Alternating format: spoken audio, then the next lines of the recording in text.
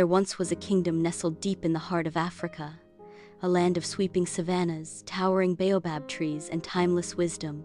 In this kingdom lived a beloved chief named Afolabi, whose name meant born into wealth. He was respected not just for his riches, but for his wisdom, mercy, and deep reverence for the ways of his ancestors. Chief Afolabi had a son, Oba, the pride of the village, strong, intelligent, and curious. From childhood, Oba was told that one day he would inherit not just his father's crown, but also the sacred calabash of covenant, an heirloom carved generations ago, said to carry the spirit of unity, protection, and divine blessing over the royal family. The calabash was never to be touched carelessly. It was not just a piece of art. It was a symbol of identity, of legacy, of the covenant between the people and their creator. One late afternoon, while his father was away at council, Oba wandered into the inner chamber. He gazed at the calabash, glowing softly in the sunlight. Its delicate patterns danced like fire. Something in him stirred, curiosity, pride, a desire to prove himself worthy. He reached for it, but the moment it left its pedestal, his hand trembled, and in one instant the calabash slipped. Crash! Shards of history lay at his feet. Silence fell heavy like a drumbeat before a storm. Fear gripped him. I've destroyed what cannot be replaced. I've dishonored my father. I've shamed my people. Oba fled into the bush, hiding beneath the shadows of trees. Days passed. Rumors spread. The prince has disappeared. The calabash is broken. He will surely be banished. But what the villagers didn't know was this. Chief Afolabi never stopped looking for his son. Every morning he stood at the edge of the village, scanning the horizon. He didn't send soldiers. He didn't issue a judgment. He waited with open arms. Oba wandered from village to village, hiding his identity, living off scraps and the kindness of strangers.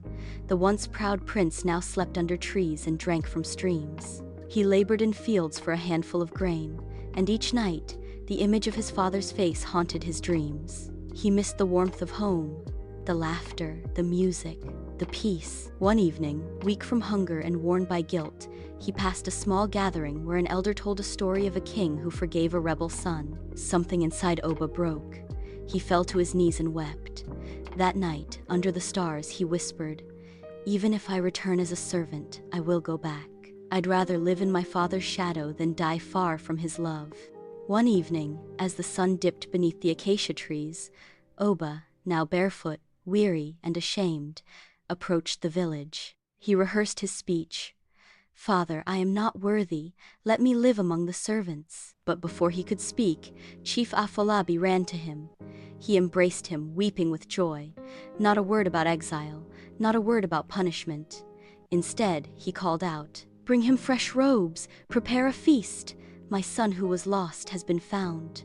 And then, to Oba's amazement, the chief brought him into the royal hut, and there on the pedestal stood the calabash whole again.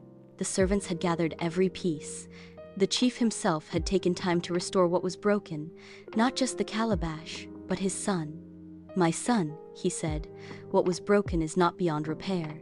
You are more precious to me than any heirloom. I would rather lose tradition than lose you." And so, the calabash remained. Not as a perfect piece, but now with golden lines where the cracks once were. It was even more beautiful than before. Oba learned that day what many of us must learn. No matter how far we run, no matter what we've broken, God our Father waits with mercy in his heart. Just like the prodigal son in Luke 15, we are not cast out when we fail. God doesn't exile us for our shame.